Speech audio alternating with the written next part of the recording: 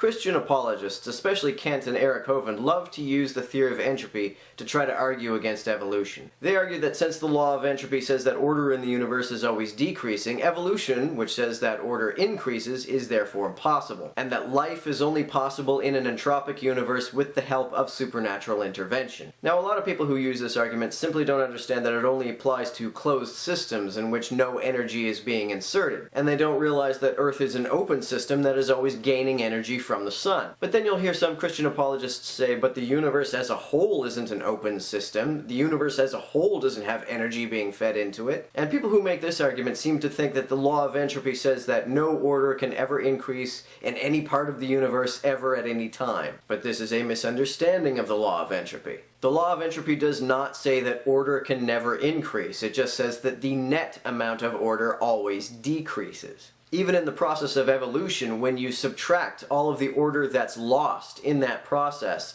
from the little bit of order that's gained, you still end up with less order overall. And this is true of pretty much any biological process. Stephen Hawking gives a great example of this in The Brief History of Time. He says, "The progress of the human race in understanding the universe has established a small corner of order in an increasingly disordered universe." If you remember every word in this book, your memory will have recorded about 2 million pieces of information. The order in your brain will have increased by about 2 million units. However, while you have been reading the book, you will have converted at least 1,000 calories of ordered energy in the form of food into disordered energy in the form of heat that you lose to the air around you by convection and sweat. This will increase the disorder in the universe by about 20 million units, or about 10 million times the increase of the order in your brain. And that's if you remember everything in this book. Life itself is an ordered process that is a result of the sun's much greater loss of order. The fusion process that goes on inside the sun converts the sun's atoms from an ordered state to a less ordered state,